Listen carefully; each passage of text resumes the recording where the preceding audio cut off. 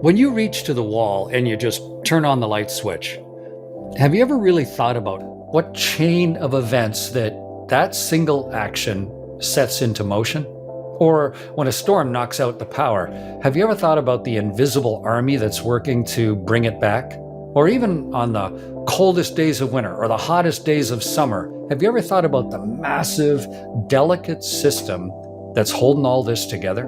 Nearly all of it traces back to one extraordinary invention, and that is the electric grid. Today, we kind of face a reckoning. Demand is skyrocketing, and the grid has to evolve. It needs to get smarter, it needs to get cleaner, and it needs to become more resilient than ever before. Today, I'm speaking with Dr. Michael Weber. He's a globally renowned expert. He's an author and the John J. McKetta Centennial Energy Chair at the University of Texas. This is On Energy. Dr. Weber, Michael, I'm really pleased to be speaking. I've been looking forward to this conversation. Well, I'm really looking forward to it as well, and I appreciate the invitation to be part of this conversation. Thank you for having me. Have you ever been to the Hoover Dam or Niagara Falls? You ever been there? I've been to both. Yeah, I've been to the Hoover Dam and walked across the top and been at Niagara Falls and seen the power of the water that can fall and generate electricity. So I've been there. It's really incredible. And how do you feel about energy and the grid? Does it excite you? What when you're at a place like that, or just thinking about how we distribute power, how does it make a mechanical engineer and professor like yourself think and feel? You might even see my smile. So I love it. I'm already smiling thinking about it. I think electricity in particular, but maybe all energy, modern forms of energy, give us civilization or give us modernity in a way that we understand it. Because electricity is what gives us the treated, clean drinking water. It's what gives us the refrigeration to keep our food safe. It gives us these modern appliances to record a podcast and indoor lighting and all these things we use in factories. Like, it is the really the enabler of what we like in modernity. And so I really think it's exciting. And the power of it, you feel the visceral power of it when you're at Niagara Falls, like the rumble is something you can feel. And generically, with the so many papers you've worked on and the students and the books that you've written, fundamentally, before we get into the nitty gritty of it all here, are you optimistic about the grid? I am. So there's a lot of reasons why we should be nervous about the grid. A grid outage for you in space is a threat to life, right? This is a huge problem. It's also a threat to life on the ground because so many of our life-supporting systems require electricity, and we've come to depend on it so much. So there's a lot that can go wrong, and there's reason to be nervous, frankly, as we try to expand the world, expand the grid in a warming world. But I'm also pretty optimistic because there's a lot of great technologies, a lot of solutions. So there's this moment where maybe we'll invest in making it better, modernizing it, hardening it, and we've got more options than before. Just to keep it super clear, when I turn on the light switch, what just happened? There's a lot that happens that almost seems like magic because we turn on the light or flip the switch and electricity flows. Unless there's a crisis, then that's bad. But generally it works. And if you back up behind that, a lot of things had to happen. The electricity got to that switch or that appliance through wires, copper wires or aluminum wires. Those wires are in your house, say. They go up through wires and poles in your neighborhood. You might see the poles in your neighborhood with these gray sort of canisters up on the pole. That's a transformer, and that raises or lowers the voltage. So in your house, it's lower voltage because you don't want to get electrocuted. But we move it to higher voltage to move it around your neighborhood. Then we move it to higher voltage yet again to the really big transmission lines, those really big pylons or structures you might see out along a highway. And that's moving a long distance, maybe dozens or hundreds of miles to a power plant. And that power plant might be a nuclear plant, a coal plant, gas plant, might be a wind farm or solar farm or the Hoover Dam you mentioned earlier. And that power plant's usually pretty far away from your home and your light switch. But when you flip that switch, the electricity is flowing from that power plant all the way through your light bulb or your computer. And then if it's like a coal power plant, you got to go even before that coal power plant. There's a coal mine somewhere where they're actually extracting the coal from the mine and then cleaning it and moving it to the power plant so it can be crushed and burned there. Or if it's a nuclear power plant, extracting uranium from the mine and enriching the uranium so it can be used in the power plant. There are all these steps happening in a continuous basis just so you have power, electricity available to you at the flip of a switch. Okay. So that's a grid. What is a smart grid? So a smart grid is kind of interesting. That term's been around maybe 15 years now. And so what the smart grid is saying is like, dear grid, thank you for all you've done over the last 100 years or so, but you're kind of stupid. We'd like to make you smarter. And what a smart grid means is you have more data, more sensors, more meters. You can track what's going on. And so right now, the grid operator, they know what the total demand is. The demand is how many light bulbs and computers we have on, and they know the total amount, but they don't quite know what I'm doing or what you're doing, or within my house, whether it's my oven or my computer or whatever that's on.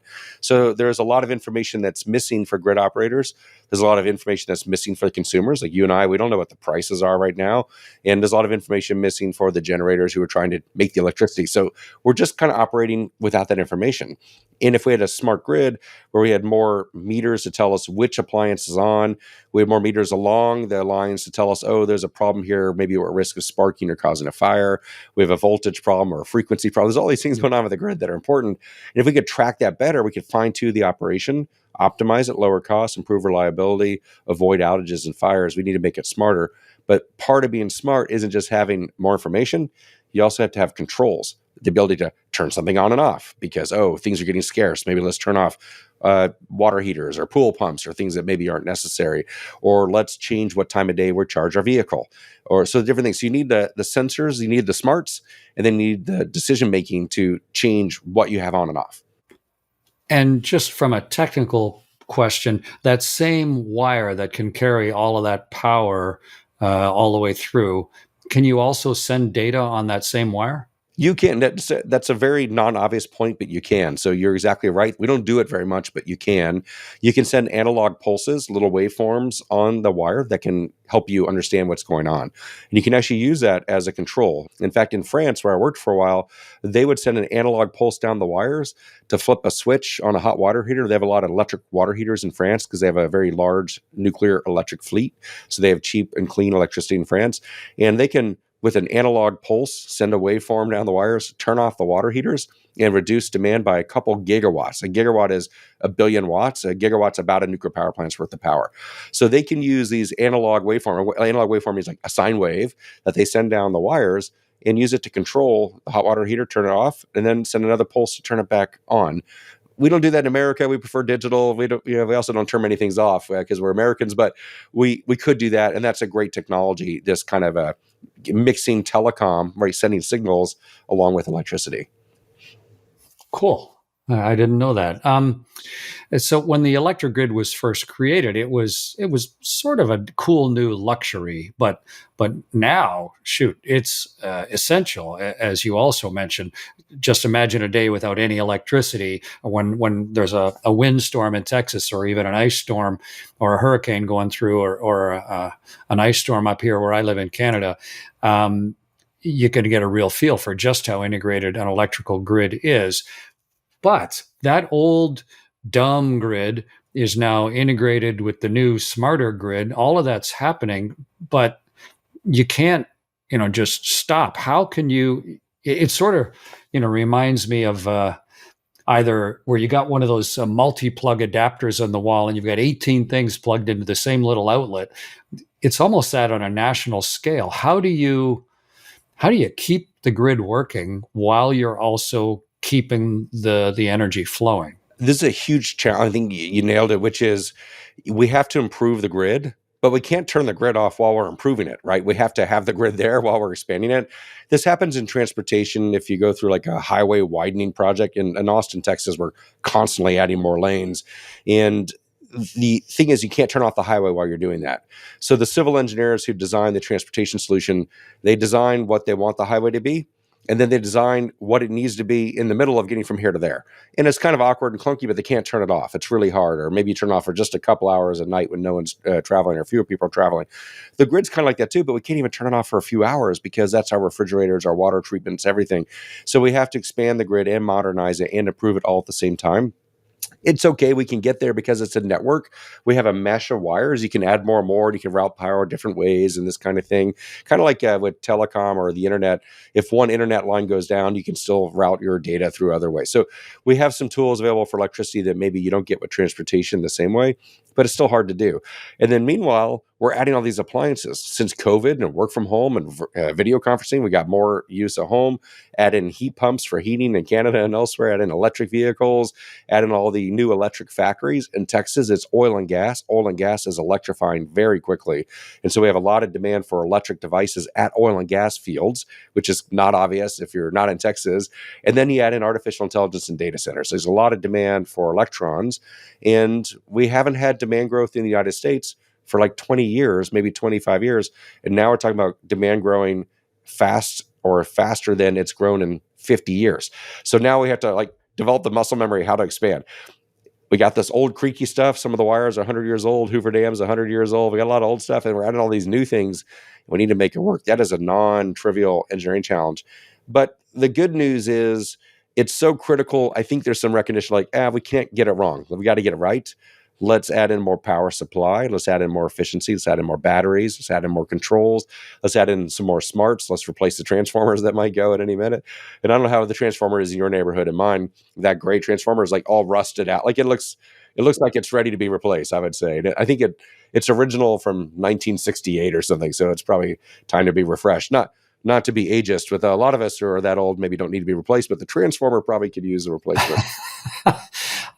You mentioned, though, with especially people working from home and the electronic devices, and even something I hadn't thought about, the fact that all of those pumps across Texas that are still getting oil out of the ground are now electrifying.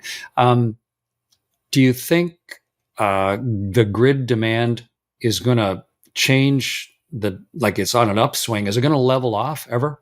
I think it will. That's a great question. I think it will level off in a couple decades. I think we've got at least 20 years of rapid demand because electricity is easier to control. It's easier to clean up. It is usually more efficient in the end. An electric motor, for example, is more efficient than a gasoline engine. Electric heat pumps are more efficient than a gas furnace. So you get a lot of efficiencies from electrification. I think that will continue for a while. And so we're probably on a 20-year upswing or something like that. And that means we're in growth mode again, which we have been for 100 years. We were growing from the late 1880s or whatever through about the 1990s. So we've done it before. We just have to learn how to do it again. We haven't done it in a while. So most of the senior executives or planners at these power companies or utilities just haven't had that practice. But I think we need to do it because of all the devices. And I think in the end, as we expand the grid, it should actually lower the cost for all of us. This is ironic, but we're going to put a lot of money into expanding the grid. But if we expand the grid and we use it more, it actually lowers the cost for all of us. Yeah. So I'm kind of optimistic, like, we got to do all this and we got all these devices. It's going to change things, but it'll be good. And the sort of work from home example with video conferencing and all these meetings we do in hybrid format rather than driving to the office was fascinating because that was a switch from gasoline commutes, driving in our car, to electric work. So we switched the form of energy from a gasoline car to an electric device at home. And in the end, that's less energy, but it drives up the demand for power, but drives down the demand for gasoline. This is a bit of an aside, but my dad, who's now in his 90s, told me an interesting story. When he was on the farm in the late 40s and early 50s, everything used to be 50 cycles per second in order to drive electric motors in some places. Other places, they were 60 cycles a second to make an electric motor spin. And the country of Canada decided, we've got to standardize this. This is crazy. But how do you make that happen? And they actually had to go through, and the government had to go through and retrofit everybody's electric motor to change it from a 50 cycle to a 60 cycle motor. So I'm just picturing the complexity of what that was like. And now that we're in sort of another transition, it seems easy, but I think it's always been pretty hard. It's always hard. And that's a great example. And actually now Mexico, United States, and Canada are all on 60 hertz, 60 cycles a second. So it's like an integrated grid. We share power back and forth among the countries. To do that, we had to standardize. The standards really drive down the cost. Let's take it back to the University of Texas at Austin there. I think you have a 30 megawatt, which is like a million watts, a 30 megawatt computer. And I may have the number wrong, but how does that compare historically to what might be at University of Texas at Austin? And how does that compare to other places today? And just to be specific, where is the power coming from in order to bring those 30 megawatts to your computer? That's a great point. So let me give some context on how much power we might use. So in your house, you might use 1,000 to 5,000 watts, 1 to 5 kilowatts at your house, depending on whether you're heating or cooling or the weather is mild. That's pretty typical. In Texas, on a hot summer day, it's probably 5 kilowatts. On a mild day, it's about a kilowatt. If you turn on your oven, it'll be somewhere in between. So that's a typical household. Your computer, so my computer, I think, is like 50 watts or maybe 85 watts. Now, if you back up a decade, it was like 200 watts. Computers have become much more efficient over time.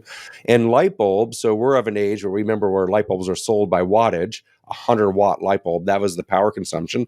But now with LEDs, they use like 5 or 10 watts. They're a fraction of that, but give the same brightness. So there's different devices. And if you take the entire University of Texas campus, 50,000 students, 3,000 faculty, another 10,000 staff, our total peak demand on a hot summer day is about 130, 140 megawatts across the entire main campus. And by the way, if it's a football game day, the Jumbotron is like 2 to 4 megawatts. So 2 to 4 megawatts just for the Jumbotron. But that whole 130 megawatts stay in campus for our microgrid is full thrust of a Boeing 747 at takeoff, all 4 engines going. Because an engine on a Boeing 747 is like 35 megawatts, and you got 4 of those. So it works out to be about the same. So a Boeing 747 at takeoff is Texas, the University of Texas campus. And that's for our fume hoods and our light bulbs and our classes and air conditioning and all that kind of stuff.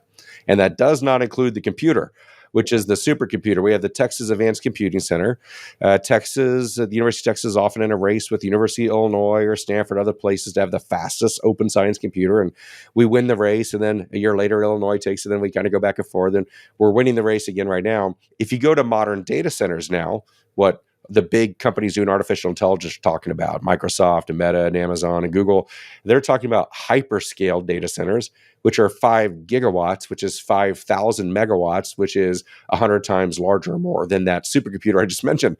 And there in Austin, when the football game's on, they decide to throw on the Jumbotron and burn up those 2 megawatts, the 2 million watts of power. Where's the power come from? So on University of Texas campus, we have what's called a natural gas combined cycle power plant. We have our power plant right in the middle of the campus. We're pretty proud of it. It's the most efficient power plant in the world. It's a 86% efficiency. It almost hits the Carnot efficiency. So the Carnot efficiency is the ideal efficiency, like the maximum possible efficiency. We almost get there because we capture the waste heat and use it. And it's really clean. And it's so clean we can have it in the middle of campus without worrying about the fumes or particulates and that kind of thing. And if you back up 80 years, it was a coal plant. We had a coal plant in the middle of campus, and that was pretty dirty. So it's a lot cleaner to be natural gas today.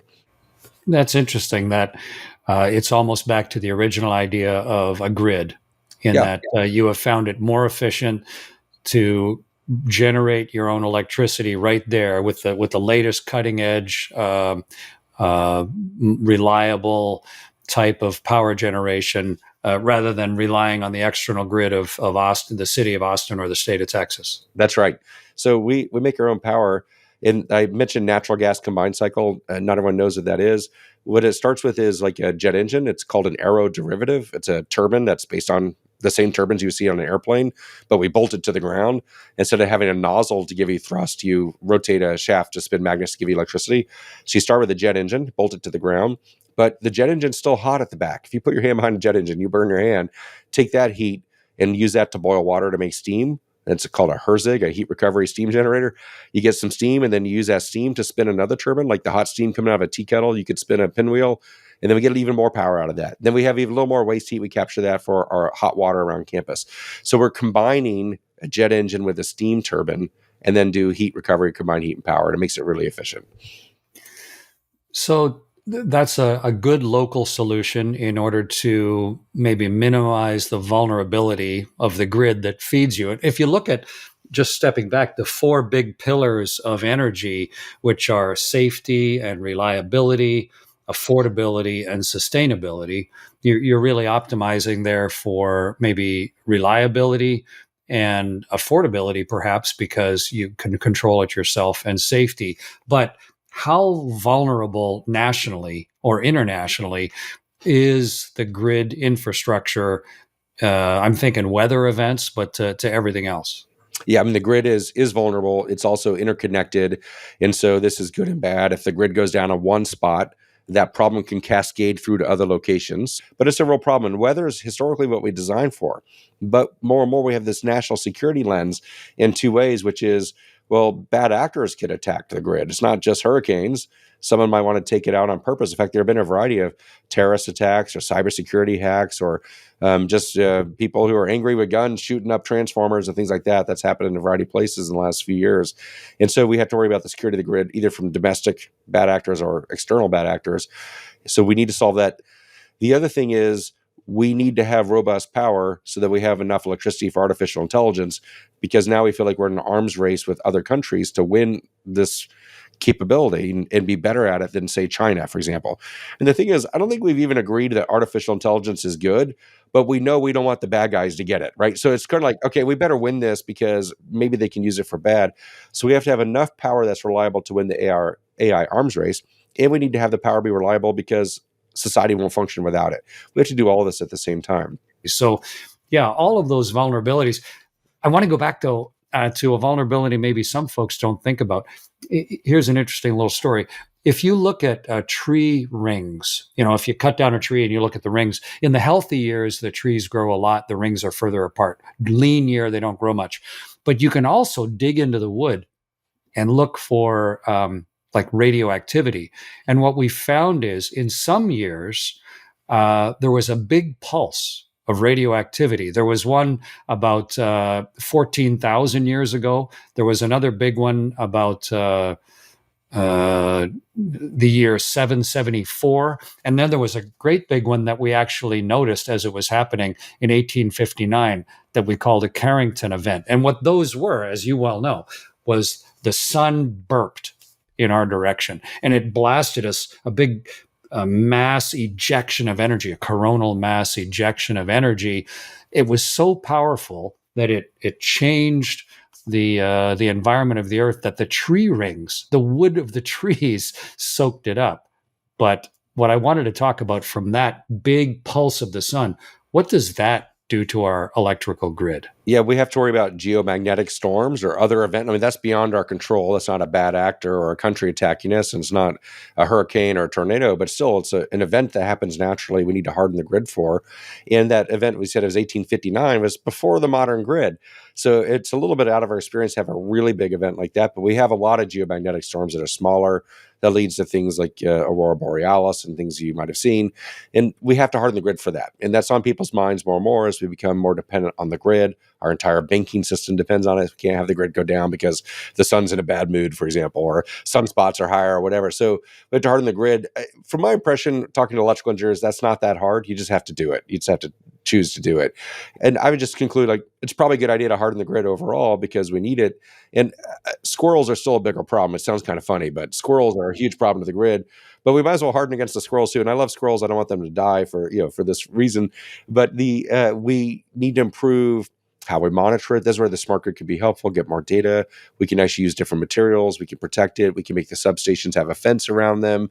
And then we can use different materials to insulate against geomagnetic activity. I know if I was living on the space station and one of those was coming, I'd want to huddle behind a lead shield for sure.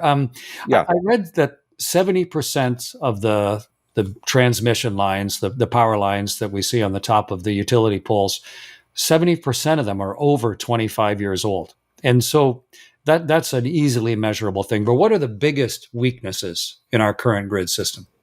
That's a great question. It is fairly old. We had a wave of build-outs 100 years ago with rural electrification, another wave of build-out in the 70s and 80s and new appliances. We're about to have another wave of build-out. And so we have these waves, and you said 70% is older than 25 years, but the rest is even older, right? So there's some stuff that's been out there 100 years.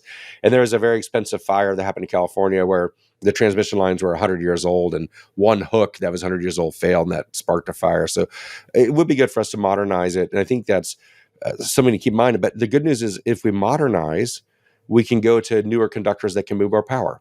We can go to stronger conductors that don't sway as much in the wind. We can replace the poles, these wooden poles that we import from Canada, by the way. We can go to stronger sort of polymer or other material poles that don't fall over when it's windy. And there are a lot of things we can do as we take the time to invest in improving the grid to replace the old equipment with more modern vintage, that would be much better. And I would also say, let's put it underground because they're ugly and they tend to spark fires or fall down when it's windy. So let's make it better overall. Why don't we bury all our power lines underground? This is a great. We do in new subdivisions sometimes because usually the subdivisions are worth more for the houses if the wires and poles are below ground. And the short answer is it's more expensive up front. It costs more. It's like 4 to 10 times as much per mile to bury the lines. However, I would argue that you avoid one wildfire and it pays for itself, or you avoid outages because they're more robust. And it's just a stronger system. And I'd rather pay more for a better system because I think that's cheaper in the end to have a system that goes out, because when the system goes out, it does a lot of damage. And in 2012, Hurricane Sandy hit New York, and that was high tide, a hurricane, and a blizzard all converged at the same time. And I think someone on the Weather Channel said this will be at least $1 billion of damage, and people said he was being sensationalistic. And I think it ended up being like $80 billion of damage. A lot of that damage was just from the outage, from all the lost economic activity. Yeah. So I would argue let's bury the lines. It's more expensive up front, but boy, do you get the benefits from the higher reliability later on. So they're on campus with your generator as part of the campus. Do you bury your lines? Absolutely, we bury, because at the University of Texas we take the long view and it pays for itself in 12 years or something. So we have a bunch of tunnels underground for the wires, for the data, fiber optics, but also steam tunnels. And this is what most urban cores will do. And we have a lot of density. Usually you bury the lines, and that's what we should do in more places, I think. I started at the beginning asking about Niagara Falls and the Hoover Dam, but so let's take it all actually right back to the coal mine or whatever. There are different ways now to generate at the very start of the grid to be able to distribute everywhere else. I just want to get your sense of the relative strength and weaknesses of all of them, whether it's natural gas methane, or whether it's fusion. Or if you look at like Commonwealth Fusion, they think up in Massachusetts, they think they're going to turn on a fusion demonstration power plant in 2027, like a year and a half from now, and maybe net positive energy production sooner than that. So everything from coal right through to fusion. Can you just give me a quick thumbnail sketch of where you think we are and what's coming? Yeah, and all the fuels and technologies have some strengths and some disadvantages. They might be cheap but dirty, or they might be reliable but expensive, or whatever it is. So we can go through all of them. Wind and solar, super cheap, super clean, but variable. They vary with the weather or with astronomical conditions like the position of the Earth relative to the sun. Hydroelectric's really clean and reliable, but you got to have water. And in a place like Texas, that doesn't work. Canada has a lot of water, a lot of hydroelectric. Norway's got a lot of water. So you might not have the resource. If you look at coal, it's pretty easy to control. It's pretty easy to handle. You can turn it up and down. It's pretty dirty. Natural gas is pretty easy to handle. You can ramp it up and down. But if you let the methane escape, it's a very active greenhouse gas. And if you burn it, you get CO2, which is a greenhouse gas. Nuclear tends to be pretty expensive these days, but it's really clean, doesn't have air pollution or greenhouse gas emissions, but then you need water for cooling. So they all have something. And so the right mix isn't one or the other. It's some combination of all of them in a way that minimizes the cost, maximizes reliability, and sort of keeps things affordable and available and everything for everybody. Fusion might be a game changer because it doesn't have any weapons concerns. It doesn't have any waste concerns. We know it works. The sun does it. You could turn it on and off. It's just so much different than fission, the way we do nuclear today. And so the problem there is just that it doesn't exist yet in a controllable way that's affordable in a sustained way. But there are dozens of startups. I think there's 44 fusion startups around the world, 26 in North America alone. And they're attracting billions of dollars of private venture capital investment. And some might have a power plant pretty soon. And if that works, well, then we're talking a whole different story. We're talking about energy abundance in a way that just doesn't have the greenhouse gases or the other environmental impacts. So fusion's pretty exciting. It's just not here yet, but we can remain optimistic. The only thing I didn't hear on that, and thank you for the perspective, the only thing I didn't hear on the list was hydrogen. I've heard using hydrogen to generate power for the grid. You can, yeah. What's the status of that? So hydrogen's another fuel. So most of our energy we get from burning something: coal, oil, gas, cow dung, wood, charcoal. You can also burn hydrogen to make energy. You can also react hydrogen in a fuel cell, as NASA pioneered. So as this is done in the space station and elsewhere, because then you go straight from hydrogen straight to electricity. You don't burn it. And so there are variety. Once you have hydrogen, you can make electricity a variety of ways, or get motive power to move a truck or car along. The challenge with hydrogen historically is it's expensive to make, move, and store. You got to make it from something. You got to move it, and it's light and likes to float away, so that takes effort, and you got to keep it in place. So, but once you have it, it's great. Cool. And when you burn hydrogen, the products, like we generated, as you know, on the space shuttle, we generated electricity in a fuel cell using hydrogen and oxygen, and it's very clean. And really, the only byproduct is water that you can Yeah, drink. you're generating water. You don't get the greenhouse gases, so you burn hydrogen H2 with oxygen. You get H2O. You get water. So it's really a great product of the use of hydrogen. So that's pretty exciting, and it's just been too expensive or difficult so far. But another place where innovation can really make a difference. And just to touch briefly again on smart grids, I guess one of the reasons to have a smart grid is so you can have more than one power source. Yeah, if you have a smart grid, there are a couple of things. We already integrate a lot of power sources. So where you are, you probably have gas and hydroelectric. And where I am, we have gas and coal and nuclear and wind and solar. So we already integrate a lot of sources. But with a smart grid, you can integrate more sources more intelligently, plus like your rooftop solar, plus the battery in your car, plus some behind the meter things you can turn on and off. So you start to have more tools at your disposal, which means you can manage it better. And if you manage it better, you don't need to build as much. It ends up lowering the cost for everybody. You spent some time in Paris, and you mentioned that in France, a large percentage of their power is generated through nuclear power plants. And it has impacts on cost and the smartness of the grid and things. So are there any lessons from other countries that are, no country's perfect, but are maybe doing something different that are applicable in the US or in Canada? And the French example is a good one. So I'm glad you brought that up. In the 1970s, there was a global oil crisis. And a lot of countries like France and the United States and Canada imported oil. And that oil all of a sudden became either unavailable or very expensive. Right. France is kind of a technocracy. They have a lot of engineers and scientists in positions of leadership. And so they're less afraid of nuclear than a lot of countries. They went nuclear, and about 75% of their electricity comes from nuclear. And what they did as a consequence, they didn't intend to, but they reduced their air pollution dramatically. And they reduced their greenhouse gas emissions dramatically. That was not the goal, but it was an outcome of going nuclear. And the thing they did that we did not do in the United States is they standardized the nuclear reactors. In the United States, we have 100 nuclear reactors. Each one's different, basically. In France, they have 58 reactors, all the same design, essentially. So they were able to take the same design and replicate. And if you do the same thing many times, you get better at it. And so their costs for nuclear are much lower and their reliability is much higher than the North American nuclear fleet. So I think there's something from standardization we can learn. We certainly see it with our plugs and our standardization of our outlets and our devices, USB or whatever the standard is. And I think we could do that in the United States. Instead of doing custom built for everything, let's do some more standardization. And that's the French lesson, I think, for the world. Any other countries that are doing something that maybe we could have a look at and try and copy or maybe lean towards with some of our future decisions? I think got a lot to learn from Iceland, which uses its geothermal resources really well. Norway has a lot of hydroelectric. Not everyone has hydroelectric, but because they have electricity that's so clean and cheap, they've basically eliminated combustion engines like diesel and gasoline cars. They're all electric in their cars. By the way, if people tell you electric cars don't work in the cold, I say, well, you should go talk to Norway. They figured it out.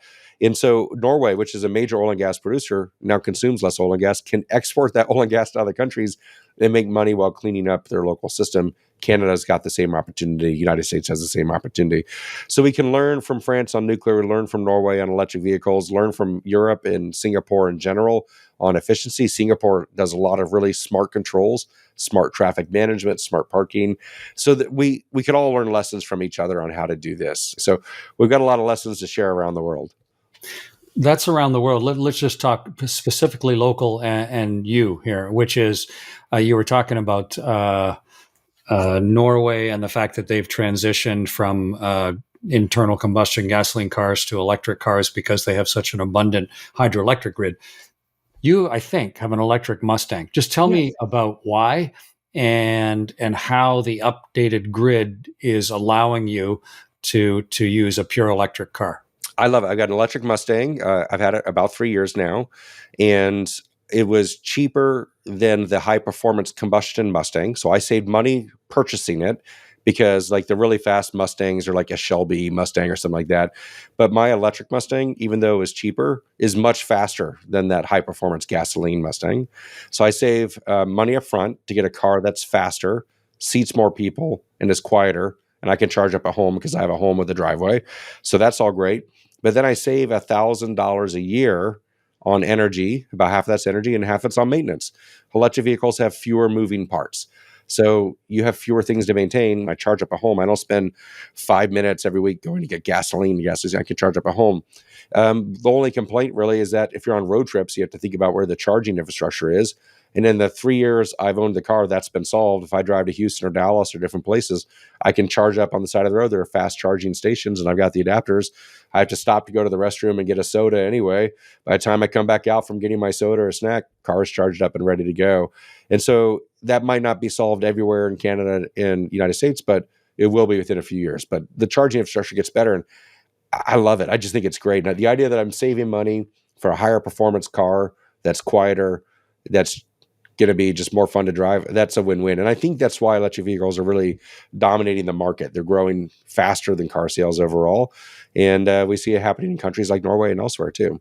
And do you think about when you're putting your foot hard down on the accelerator that I'm not actually burning hydrocarbons here? And there's sort of a subtle thought that, hey, this is just electricity. It's clean. The dirtiest thing for me doing that is the tires, the rubber that wears off the tires that goes into the atmosphere. So now I've gone from the tailpipe being the dirty thing or the oil that's going to leak into the ground being the dirty thing to the tires because it's so fast. So that's the thing I think about it, but it sure is clean. No tailpipe, no noise. Talking about what impact your Mustang's having on the environment. Let's just think about environment itself. And in an ideal world, we would be generating electricity without any impact on the environment at all.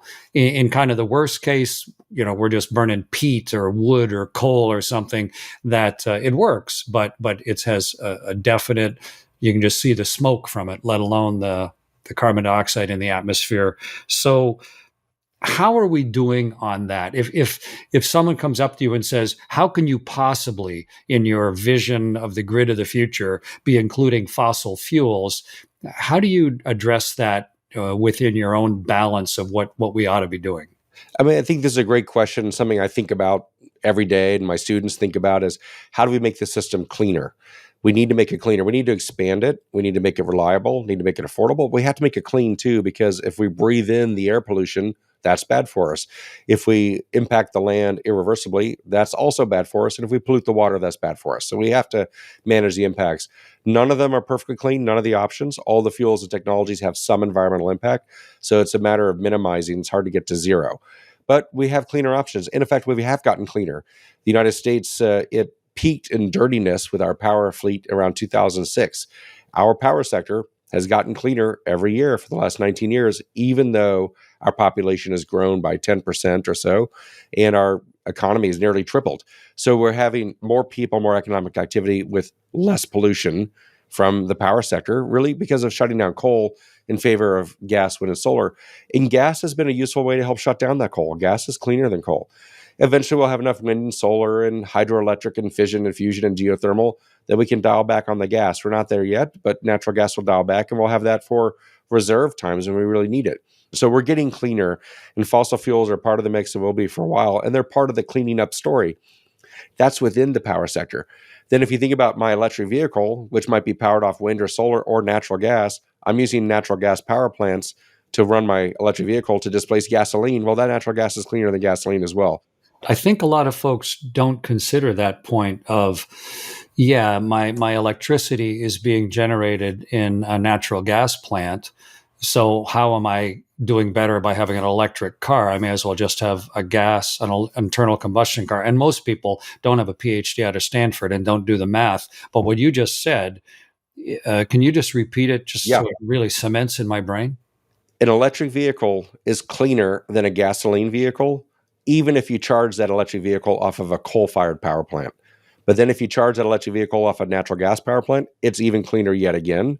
And then if you charge it off of nuclear, geothermal, hydro, wind, or solar, it's cleaner yet again. And the reason is because of the efficiency. It's so much more efficient. Even if you plug it into something dirty, you use so much less, you have less impact overall. And so as I plug my electric vehicle into the grid, and as the grid gets cleaner year over year, every year the grid gets cleaner. And can the grid handle it if everybody's getting an electric car? So I can charge at home. I've got solar panels, battery. I've got a level 2 charger, which is a 220 volt charger. No problem for me at home. But if we take city of Austin, there might be 1 million electric vehicles here by 2035. And if we all plug in our 1 million electric vehicles at the same time, and electric vehicles like 5 to 10 kilowatts, 5 to 10,000 watts of power draw, that will be 5 to 10 gigawatts of demand on the grid at once. And today, the peak demand in Austin is 3 gigawatts. Like, we can really blow up the grid if we all plug in at the same time. So the answer is, it can handle it if we don't all plug in at the same time. If we all come home from work at the same time and plug in and start charging, that would be bad. But if we have a delay switch so it doesn't start charging until midnight or something like that, then it's fine. We have an excess power at night. And so whether electric vehicles break the grid or save the grid will depend on what time of day we charge them. Because if we all charge them at night, off-peak times, it actually improves the utility of the grid, lowers costs for everybody. If we all plug them in at the same time, at the peak time, and 5 p.m. in the evening, will make the grid more expensive and fragile. So we have to be smart, and that's where the smart grid comes in. We need to have smart controls that affect what time of day we charge it. And if you have an emergency or you have some important meeting, you could always override it to charge at the time you need. But the default should be at these times when the grid's not under as much duress. So that's the key, is smart charging, smart electric vehicle management. That's where the smart grid really becomes handy. That's been a great tour. I just want to look a little bit into the future. And I can sense the kind of optimism, but also the practicality of it. You have solar panels on your house. You have really weighed it out and looked for economical ways to transport yourself around using the capability, the stuff you do at the university. But I'm just wondering what changes, and let's just choose 5 years, and then hard to believe 2050 is only 25 years from now, but let's just choose 5 years and 25 years. What sort of changes in the grid do you expect to see by 2030 and then by 2050? I love this question. It's funny, the 2050, I've been doing 2050 models for 10 or 15 years, and I'm like, oh, wait, it's getting pretty close. Yeah. So if we look 5 years out, over the next 5 years, I expect a lot of growth in electricity demand in Europe and Canada and the United States and Japan, places like that. A rise in electricity for data centers and artificial intelligence. I think we'll meet that demand primarily with wind, solar, batteries, and natural gas. So that's the 5-year solution. When you get beyond that, you start to have these other solutions. You mentioned fusion, but there's also small modular reactors that are fission-based. We'll start to have this geologic hydrogen. So the answer by 2050 is going to be zero coal. Coal's getting, it's really declining in United States. It's already at zero in England, which is amazing. Coal will continue its decline. Gas will peak and be used for backup for really valuable and important times. We'll have a lot more wind, a lot more solar, a lot more nuclear, I hope, a lot more geothermal, which is just now taking off in some places with new advanced drilling techniques, and then maybe some fusion. So the mix will be different in 2050, but the next 5 years will be more of what we had the last few years: wind, solar, batteries, and gas. And we got to build it as quickly as we can. And as we do that, we'll ramp down on coal and we'll ramp down on gasoline and diesel for cars, which will be interesting as we shift our energy forms. So that's the near term and long term. And I am an optimist. I'm pretty techno optimistic. I think we can do it, and I think we will do it. So that's how I feel about it. You have a very informed but optimistic view towards so many things we've been talking about energy and the grid. But what worries you? The thing I worry about the most is different today than what I worried about 7 or 8 years ago. 7 or 8 years ago, I was worried that we would run out of money before we developed the solutions. But I'm not worried about that anymore because the solutions are now cheaper than the old stuff: wind and solar, electric vehicles, you name it. And so now I'm more worried that we're going to get in our own way, that we're going to outlaw certain forms of energy. In Texas, there's legislation they're considering. They're trying to outlaw wind and solar, for example.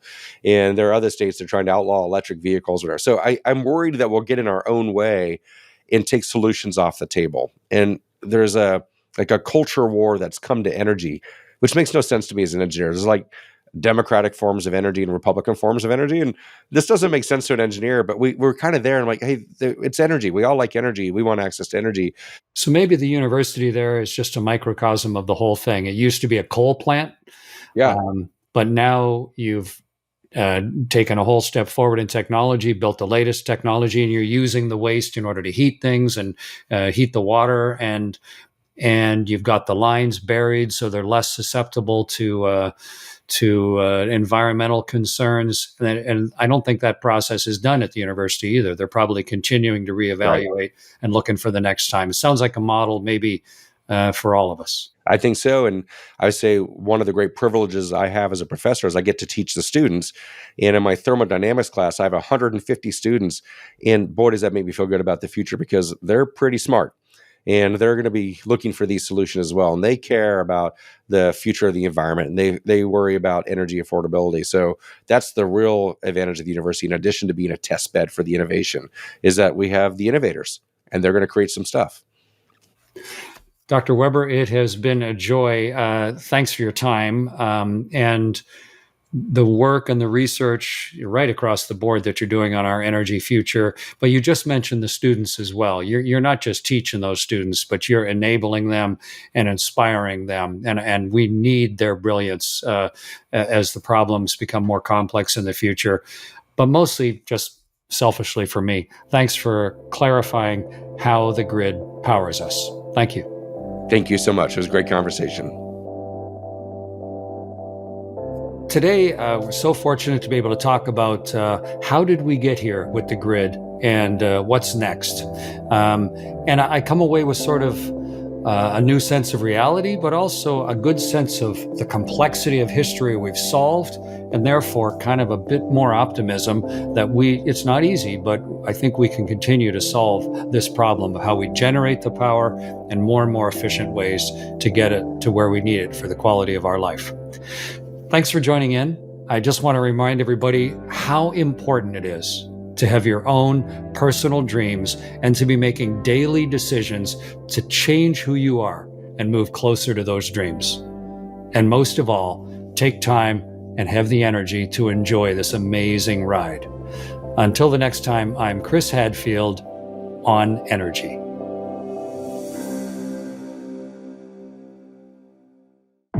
Chris Hadfield on Energy is brought to you in part by Enbridge.